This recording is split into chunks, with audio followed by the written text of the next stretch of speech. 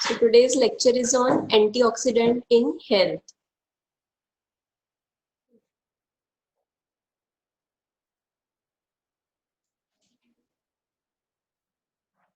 What happens in a normal cell? There is an appropriate amount of pro-oxidant and antioxidant balance. So what are these pro-oxidants? They are compounds we can generate the toxic ROS. ROS is a reactive oxygen species. These reactive oxygen species are toxic to our cells. They damage the cellular organs and then they cause toxicity in our body. Hence, we need to maintain the pro-oxidant and antioxidant balance. This is essential for our healthy lifestyle. So now we'll see what are first antioxidants and then what are pro-oxidants in the form of reactive oxygen species and free radicals. Before starting this antioxidant, we'll see in detail what is oxidative stress. Now you can see here that oxidative stress, it is occurring due to imbalance between antioxidants and ROS. Now if there is increased amount of reactive oxygen species, they are due to either any viruses, toxins, any drugs, or any food metabolites which are toxic to our body. They will generate this free radicals or reactive oxygen species that will damage our tissue, may cause inflammation, and it may also lead to apoptosis, that is cell death. Now these antioxidants, they are protecting our body or our cells from this reactive oxygen species. These antioxidants, if their level is equal to that of reactive oxygen species, then it can maintain the balance and we will have this less or nil amount of oxidative stress. What are these antioxidants? These are the compounds that protect the body against toxic effect of free radicals. What happens is, in a molecule, the outer orbit, it consists of certain electrons. If they are paired, then the molecule is stable. If the electrons, they are unpaired, the outer orbit of the molecule consisting of the unpaired electron, that will be an unstable molecule. Since it is unstable molecule, it will have a tendency to lose either one electron or gain one electron. Hence, that unstable molecule is a free radical which has a tendency to lose or gain electron, thereby damaging the other cells. So we have antioxidants which help in donating one electron to this unpaired one or many electrons so that the molecules it become stable. What are the role or mechanism by which this antioxidant it acts? These antioxidants, they prevent the initiation of chain reaction by removing free radicals. What are free radicals that we'll learn tomorrow? But there are three phases of chain reaction in one mechanism of free radical formation. So what is the initiation chain reaction? That is when the chain is supposed to get formed. That is the initiation reaction. That is prevented by this antioxidant. So that the chain is not formed, free radical will not be formed, and hence the oxidative damage which will be occurring to the cell, that will be prevented. Second way of action is scavenge free radicals generated in chain reaction, thereby interrupting the chain sequences.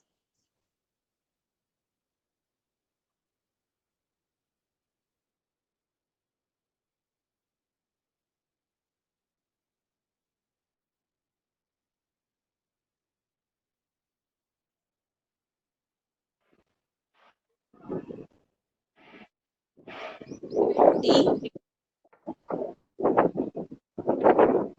you hear me? Yes, ma'am. The second is scavenge free radicals generated in chain reaction, thereby interrupting the chain sequence.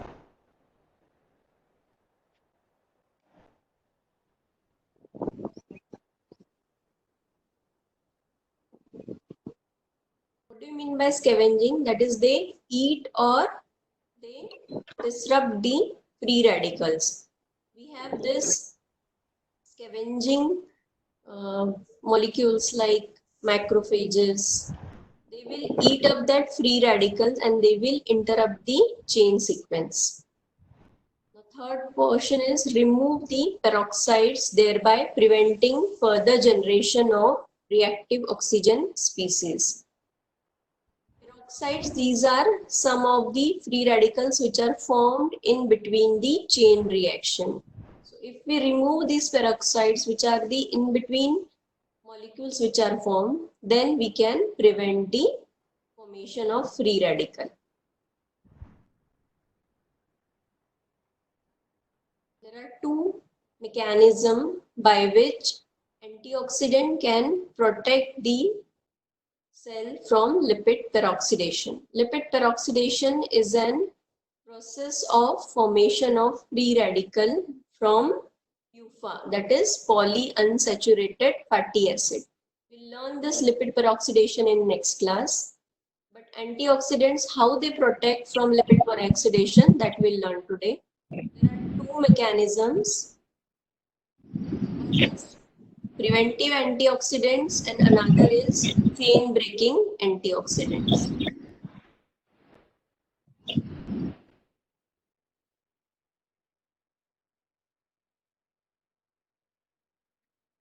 So preventive antioxidants, what they do, they inhibit the initiation phase.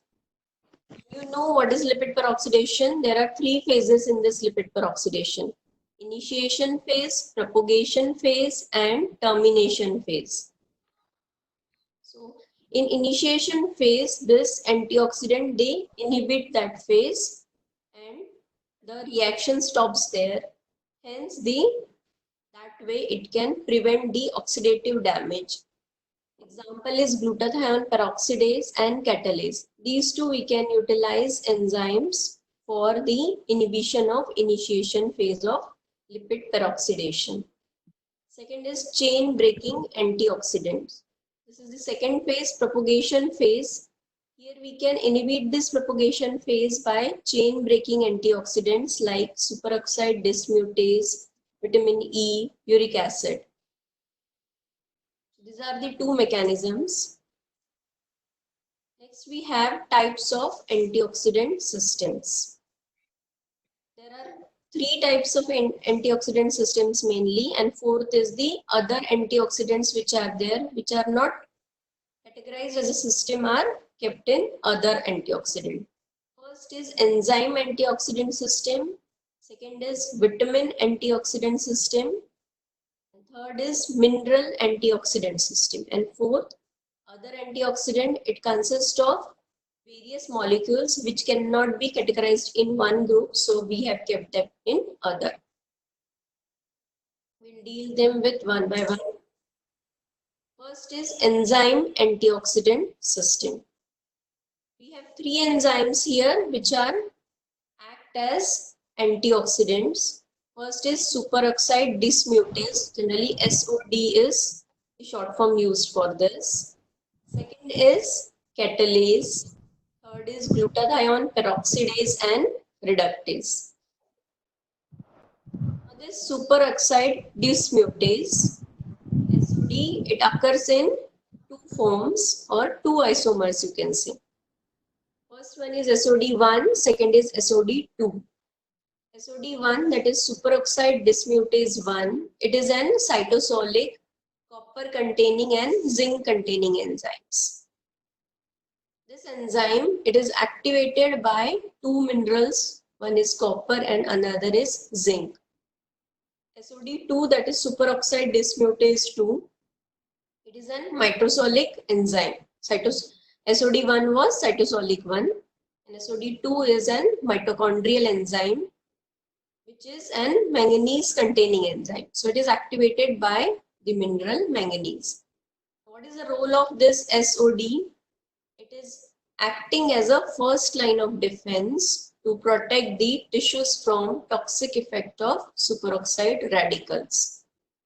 These superoxide radicals, they are free radicals or reactive oxygen species which are damaging the cells of our body.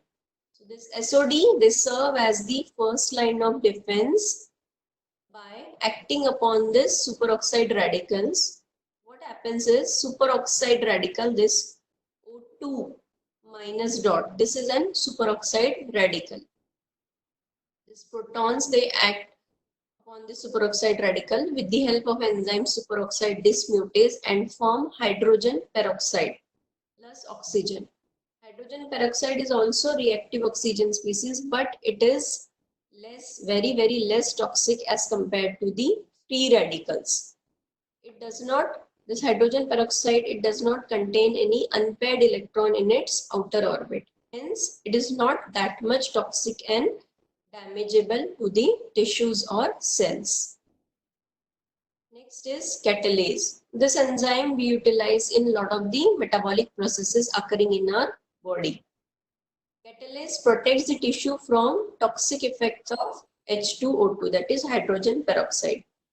In earlier slide, I have told that H2O2, though it is a reactive oxygen species, but it is less toxic to our body as compared to other free radicals. Though it is less toxic, but it is causing some amount of toxicity to the body. Hence, this H2O2 is supposed to be removed so that we do not face the toxic effects of hydrogen peroxide.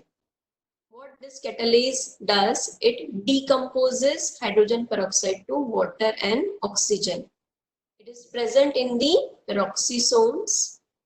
Now, this H2O2, which is generated by SOD, that we have learned in our first slide. This is superoxide dismutase. Here, hydrogen peroxide is produced. So this hydrogen peroxide which is produced by SOD, that is further decomposed by the enzyme catalase and it forms water and oxygen. So water is not toxic to our body and oxygen is required for various processes in our body. Hence, this hydrogen peroxide is decomposed to less non-toxic forms by the enzyme catalase.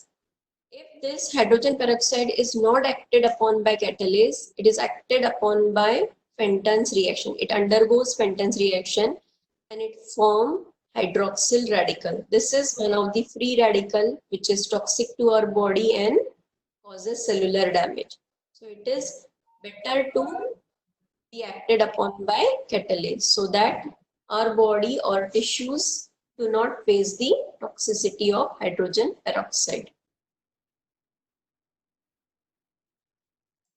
Next is glutathione peroxidase and reductase enzyme. Glutathione peroxidase is a selenium containing enzyme. It is required for reduction of this hydrogen peroxide to water. Catalase, it is utilized for decomposition of hydrogen peroxide to water and oxygen. But glutathione peroxidase is required for reduction of this hydrogen peroxidase to only water. This is a selenium containing enzyme. This glutathione peroxidase is activated by help of selenium. Now, while converting this hydrogen peroxide to water, reduced glutathione, it forms oxidized glutathione. So what we require is reduced glutathione for further metabolizing other hydrogen peroxide. So we can regenerate this reduced glutathione with the help of glutathione reductase. We also require NADPH for this regeneration of reduced glutathione.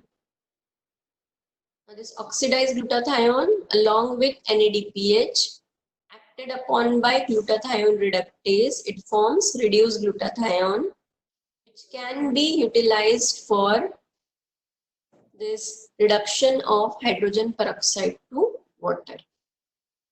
Other role of glutathione peroxidase is reduction of this lipid hydroperoxide. This is again an reactive oxygen species which is harmful to our body. So this lipid hydroperoxide is acted upon by glutathione peroxidase, which is a selenium containing enzyme, and reduced glutathione acts upon this and converts it to hydroxy fatty acid, water and oxidized glutathione. These are the two roles of glutathione peroxidase. Now we are finished with enzyme antioxidant system. We'll talk about vitamin antioxidant system. We have 3 vitamins. They act as antioxidant. Tocopherol, that is vitamin E. Then beta carotene, that is vitamin A. And ascorbic acid, that is vitamin C. Vitamin E and vitamin A, they are fat soluble vitamin. And vitamin C, it is an water soluble vitamin. This we have already covered in vitamins. What is the antioxidant properties of these vitamins? But we'll just brief it here. Tocopherol, that is vitamin E. Here you can see a reaction in which lipid peroxide radical, it is acted upon by a reduced form of vitamin E. Now this reduced form of vitamin E, it acts upon lipid peroxide radical and forms tocopheroxy radical. This is the tocopheroxy radical. And the lipid, other part of the lipid is formed. This we have seen here. Lipid hydroperoxide is formed. See? Now this reduced or vitamin E, how it is helpful. Reduced form of vitamin E, it breaks the chain process by reacting with lipid peroxide radical and itself forming a free radical, that is tocopheroxy radical. The reduced form of vitamin E, it breaks the chain process. We'll learn how this chain process it goes on.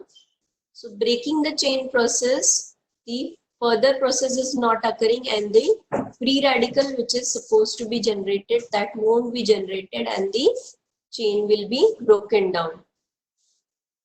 So breaking the chain, it will help in reducing the toxic effect of free radical. Hence it will act as an antioxidant. Hence it is known as chain breaking antioxidant.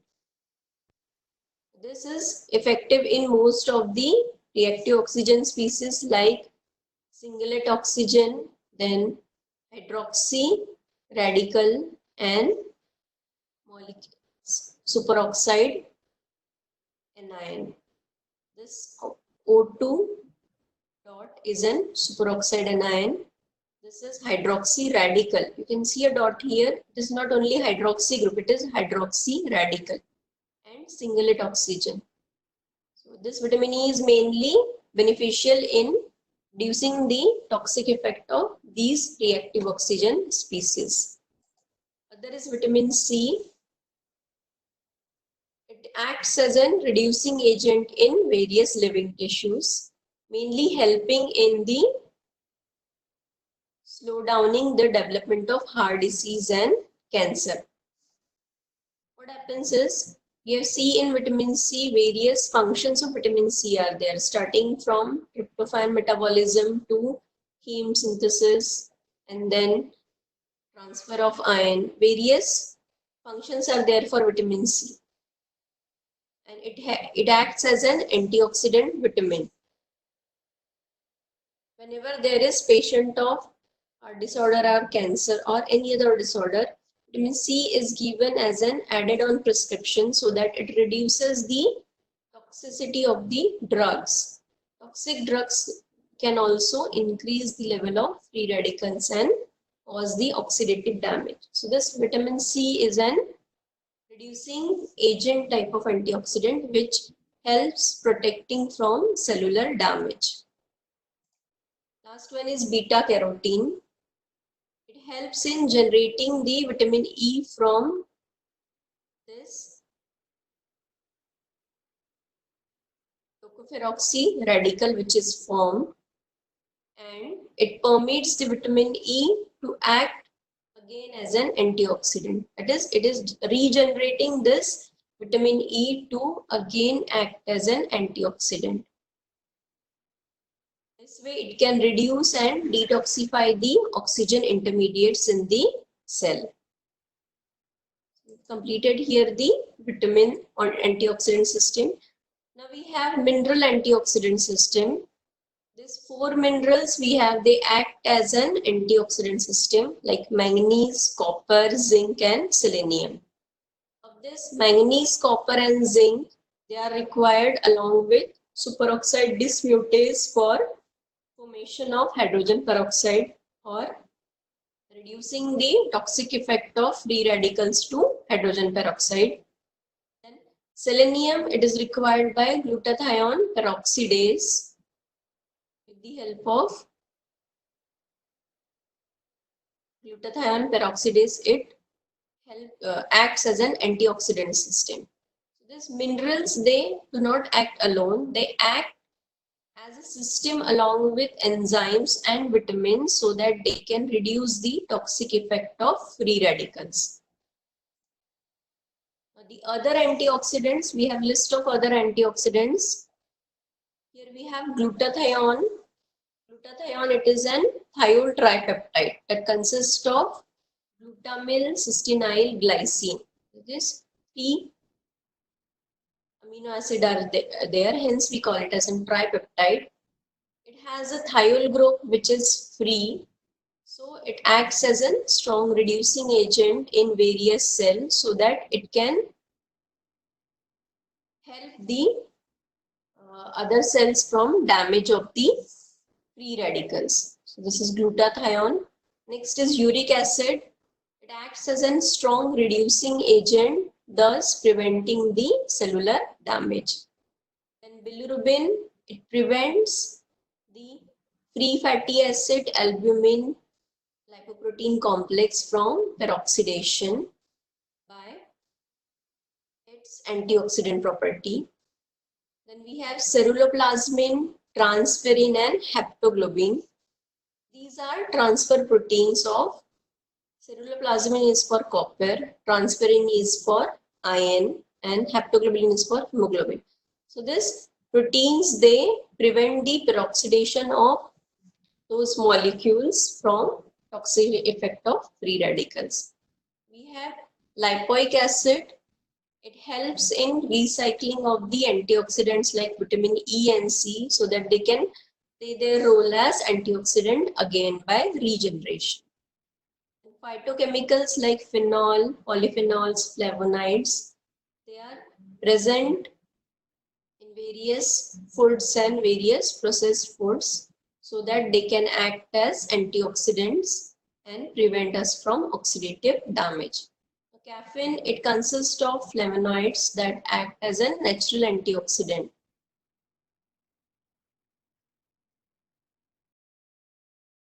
As I've already told, that these minerals, they do not act alone as antioxidant. They act in integration with vitamins as well as enzyme. This is the interrelationship between antioxidant system given. Here you can see that vitamin C, glutathione, carotenoids. This vitamin C and vitamin A, or you can see beta carotene.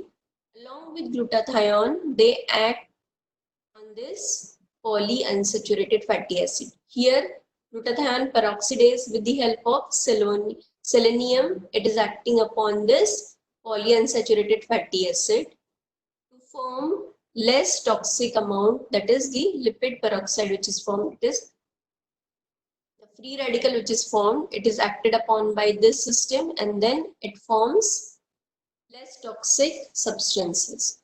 So whenever this Antioxidant system, it acts enzyme antioxidant system, mineral antioxidant system, and vitamin antioxidant system.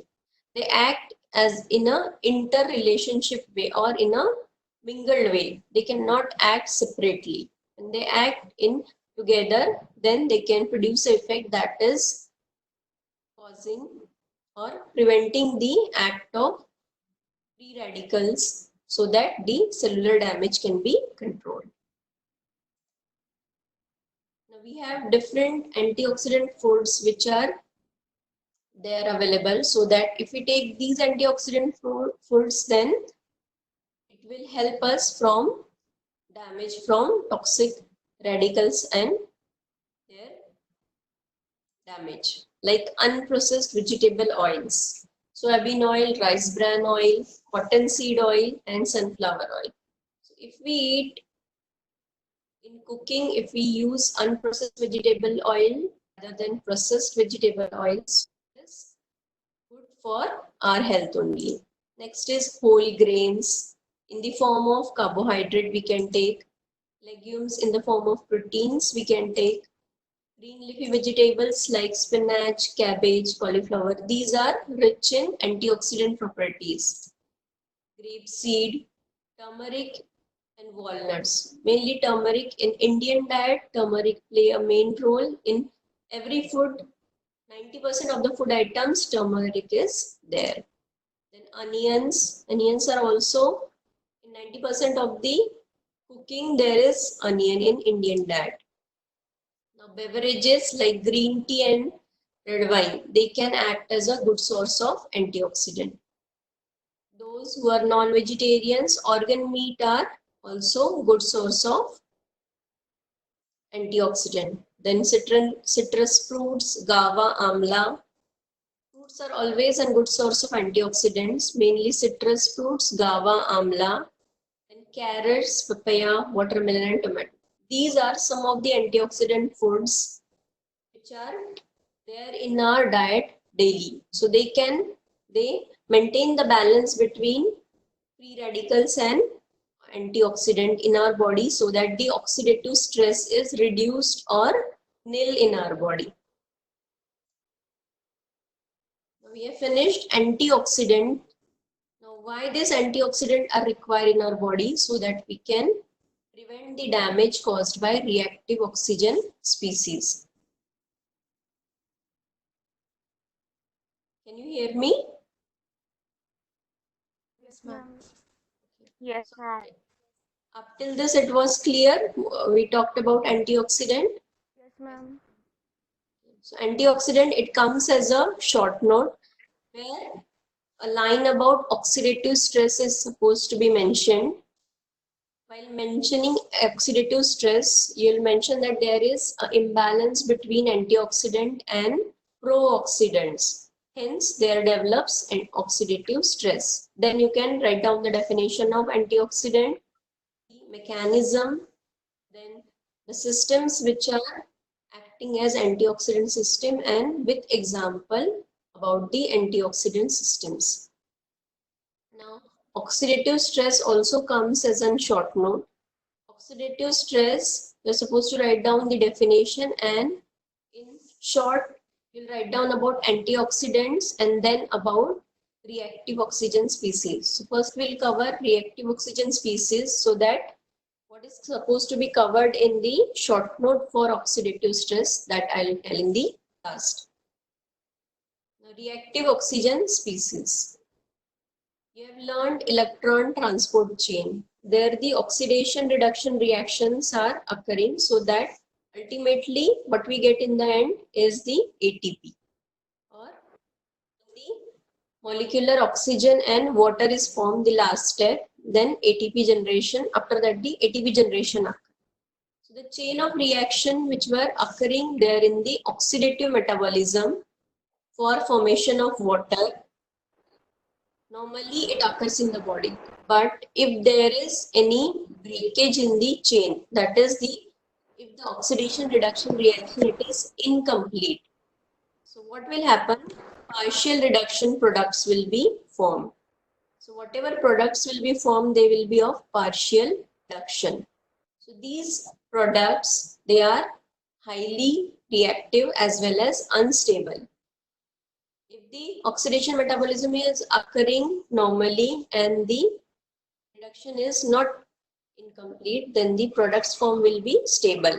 But if the reduction is incomplete, the reduction products will be partial reduction products and they will be highly reactive as well as unstable. So this unstable and highly reactive products, they will damage the cellular organs of our body and it will lead to toxicity. So this potentially dangerous molecules are known as reactive oxygen species. This is the definition, that the potentially dangerous molecules which damages the tissue formed by partial reduction are known as reactive oxygen species. There are 4 types of reactive oxygen species. First is free radical, second is certain ions, third is a combined form of free radical and ion, and fourth is certain highly reactive molecules. We will discuss these one by one. First, we'll start with free radical. Free radical also comes as a short note. I'll cover in last what you are supposed to write down. First, we'll start with the definition. Free radicals are atoms or molecules containing one or more unpaired electrons in the outer orbit. Here you can see there is a healthy atom and free radical is given on the beside this. Free radical, they consist of unpaired electrons in their outer orbit. There may be 1 or 2, 3 unpaired electrons in the outer orbit. So they have this tendency to gain or lose electron. Hence they are unstable. So by definition, they are the atoms or molecules containing 1 or more unpaired electrons in an outer orbit. Features of free radical, they have, we designate them by a superscript dot. Here, if you write down any free radical and a dot is given as in superscript, then it becomes a free radical. For example, hydroxy radical OH, and on the superscript of H will give a dot, that will become your hydroxy radical. They are highly reactive species since they are unstable, hence they are highly reactive species. They have a tendency either to lose or gain an electron, thereby acting as an reducing or oxidizing agent. Since the outer orbit, it consists of unpaired electron, hence they will have this tendency to lose or gain electron. By losing or gaining electron, they'll act as reducing or oxidizing agents. They are capable of independent existence. They do not require other enzymes or any coenzymes to be stable since they are unstable. So they can be existing as they are. Example we have quoted is hydroxy radical. Here you can see there is one dot over H, that is, this is over H, there is an superscript dot. This is hydroxy radical. Then we have hydroperoxy radical, HOO dot. Then lipid peroxide radical is there. Then nitric oxide is there. Nitric oxide, though it is an reactive oxygen species, but it has some beneficial effect also along with some damaging effect that we'll see later. Now certain ions like hypochlorite ion. These ions, they are not free radical, but they are reactive oxygen species which are less toxic to our body as compared to free radical. Third one was a combined form of free radical and ion. So this superoxide anion, it acts as a combined form of free radical and ion. This is also less toxic as compared to free radical. Fourth one is certain highly reactive molecules. certain highly reactive molecules, they do not contain an unpaired electron in their outer orbit. Hence, they are different from free radicals, but they are reactive oxygen species since they are somewhat toxic to our body. The example is singlet oxygen and hydrogen peroxide. Hydrogen peroxide we have seen in antioxidant that they are formed from by the action of SOD. They are less toxic to our body, but they are not free radicals. This is always asked in Viva. Is there a difference between free radical and reactive oxygen species, or are all free radical reactive oxygen species? No. Some free radicals are reactive oxygen species, and all the reactive oxygen species are not free radical. Is it clear?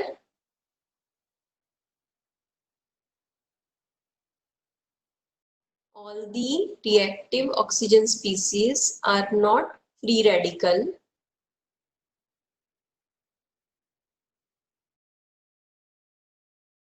Some of the free radicals are reactive oxygen species. Okay.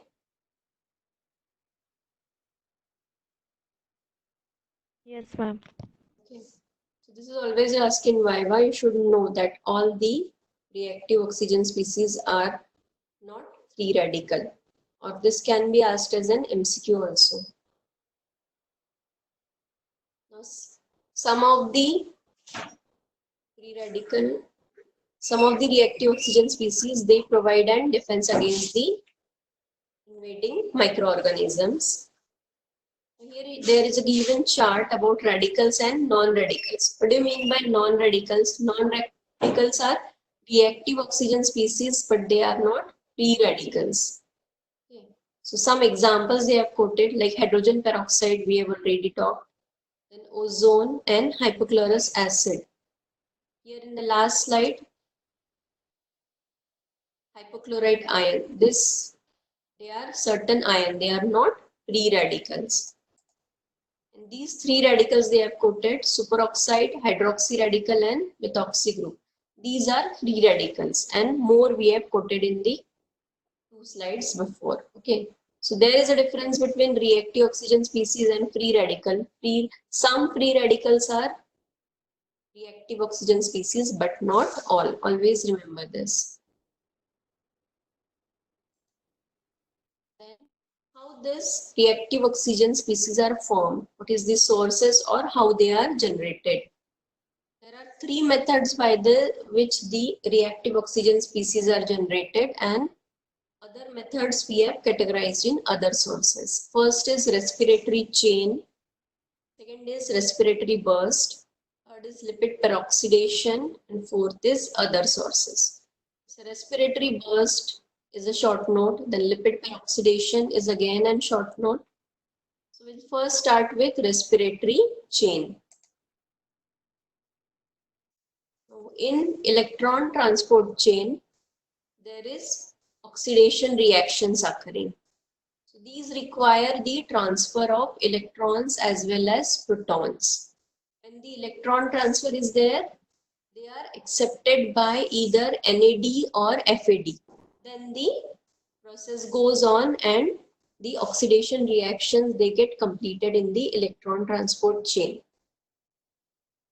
Now lastly, for formation of ATP, we require the flow of protons as well as electrons. If the flow of protons and electrons is not proper, then the formation of ATP is not good. Now, if there is leakage in this flow of protons and electrons, then what will happen? If there is leakage of protons, then it is okay, because this leakage is associated with thermogenesis, that is the generation of thermal energy, and that is harmless to our body. But if there is leakage of electron, then it is not good for our body. This leakage of electron, it may lead to formation of reactive oxygen species, that is toxic to the cells and chain. Now, there is a reaction given here for formation of reactive oxygen species from molecular oxygen. Oxygen It forms superoxide, then hydrogen peroxide, then hydroxy radical, and then water. So for formation of water from oxygen, some free radicals are generated in between. These free radicals, if there is any leakage, then these free radicals will be leaked and there will be reactive oxygen species which will damage to the cell. So what happens while formation of water? Only 2% of the inhaled oxygen, it undergoes partial reduction. That means only 2% of the oxygen it is used for formation of free radicals. And only this 2% is causing potential destruction to our cells. Now, since this is causing potential destruction, hence we need to maintain the antioxidant system in our body so that it can act as defense against this free radicals. What happens is, these free radicals which are generated, they will, enzyme you have learned the active site. Okay. There is an active site on enzyme where the substrate it gets attached. What happens? These free radicals which are formed, the partial products which are formed, they will get attached to this active site and be there for some time. But if these free radicals which were there present in the active site, if they escape from this active site, then they will cause the effective damage to the or potential damage to the cellular organisms. So some enzyme, they have this active site on which this free radicals that get attached. We have three enzyme system here which are catalyzing the oxygen reaction, which require oxygen for their reaction for generation of free radical. Oxidases, monooxygenases, and dioxygenases. This is again an MCQ and Viva question. The enzyme catalyzing oxygen requiring system with generation of free radicals. There are three enzyme systems: oxidases, monooxygenases, and dioxygenases. Again, we have example of these three. Oxidases, what they do is they catalyze the reduction of dioxygen to yield water and hydrogen peroxide. The example is cytochrome oxidase. Again, this is an MCQ as well as Viva question. So water and hydrogen peroxide is generated with the help of this dioxygen. Example is cytochrome oxidase. Next enzyme system is monooxygenases. What happen? They will incorporate one atom of the oxygen into the substrate and other will be reduced to water. So it divides the system. Hence, it is given the name monooxygenase. That is, it utilizes only one oxygen for for formation of the substrate and other it forms water. Example is cytochrome P450 enzyme complex. This is again an MCQ and Viva question. And third is dioxygenases. These enzymes, they incorporate both atoms of oxygen into the substrate to form derivatives of hydroxyl and peroxy radicals.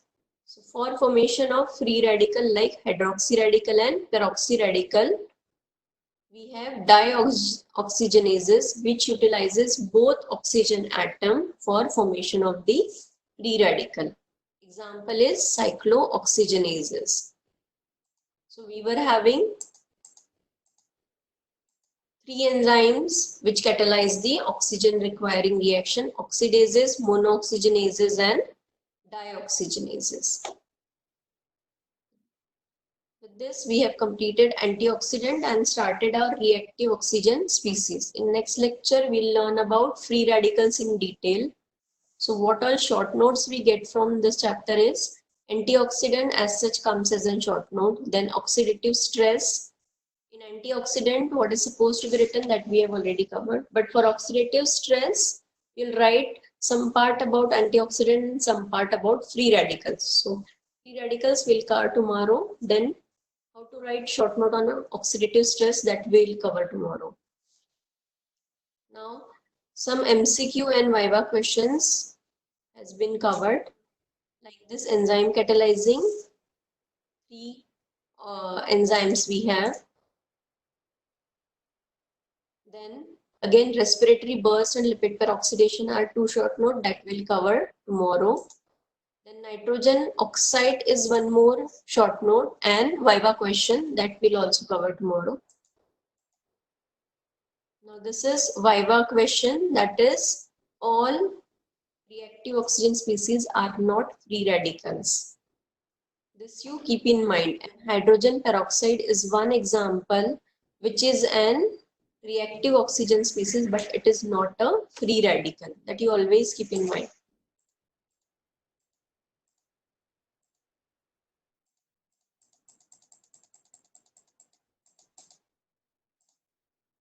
Now, while writing the short note, it is not necessary that you will write this interrelationship between antioxidant system. If you mention these role of other antioxidant, mineral antioxidant system, then vitamin antioxidant system and enzyme antioxidant system, then also it is okay. So we have covered our lecture for antioxidant today. Is it clear or you have any difficulty?